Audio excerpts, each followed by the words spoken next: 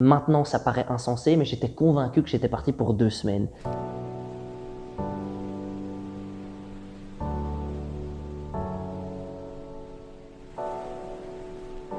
Je m'appelle Héloïse, j'ai 23 ans. Je m'appelle Maxime Ducret, j'ai 20 ans. Je m'appelle Émeric Babu du Marais, j'ai 22 ans. Anne Appel, j'ai 19 ans. Je m'appelle Nathan, j'ai 24 ans. Je m'appelle Victoria Moriconi, j'ai 24 ans. Quentin, j'ai 22 ans. Mon prénom c'est Thomas. Je m'appelle Clara Verniasco, j'ai 21 ans. Pauline, j'ai 23 ans.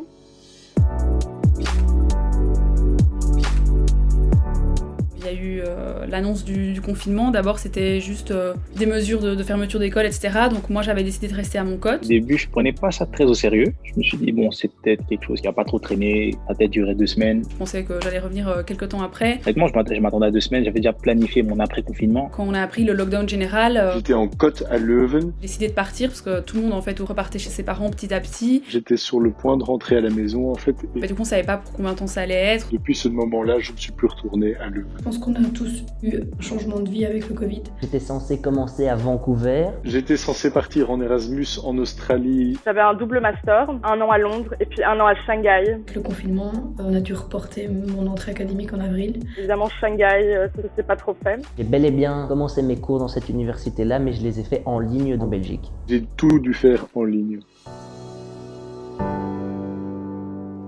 Au fil des semaines, le mois de mars est passé. Il y a toujours rien. Les magasins sont toujours fermés. Les gens commençaient à être de plus en plus frustrés. Les gens étaient impatients. On voyait beaucoup de nos plans d'été s'annuler petit à petit. On a été complètement coupé de tout, à rester enfermé chez soi. J'ai commencé à recevoir des emails de mon université au Canada qui disaient voilà, le premier semestre va être en ligne. C'est vrai qu'il y a eu pas mal de chamboulements. Malheureusement, il y a beaucoup de gens qui ont perdu leur job. Pour beaucoup de gens, c'était compliqué, quoi. Donc là, je pense que c'était aussi une douche froide où je réalisais qu'en fait, ça n'allait pas durer que quelques mois, ça allait être quelque chose qui allait durer longtemps. Je pense que la Belgique n'est pas préparée à ça, en fait. Pour ceux qui sont un peu comme moi, beaucoup de va-et-vient, qui bougent beaucoup, qui courent un peu partout. Et le confinement a été vachement compliqué parce que de rester enfermé chez soi tout le temps, tous les jours, ne plus voir de monde, rester sur les écrans parce que je dois suivre mes cours en vidéoconférence. Pour moi, structurer en fait mes journées, j'ai vraiment du mal vu que tout se passe dans les mêmes environnements.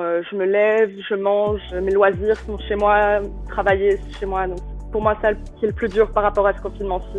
Je vois que je suis un peu plus dépendant à mon GSM et je pense que ça, c'est quelque chose que le confinement a renforcé. Moi, justement, qui essaye de réduire la quantité de temps que je passe sur mon téléphone, je remarque maintenant que j'ai un peu plus tendance à regarder si j'ai reçu des messages ou si j'ai des notifications. Qui n'était pas du tout sur les réseaux, sur les écrans, télé. C'est vrai que ça a changé quand même pas mal de choses. Un bête exemple, mais je pense que ça va concerner beaucoup de Belges, ça a ralenti mon permis de conduire. Ça nous coupe un peu l'herbe sur le pied quand on apprend une nouvelle comme ça qui va nous stopper un peu net.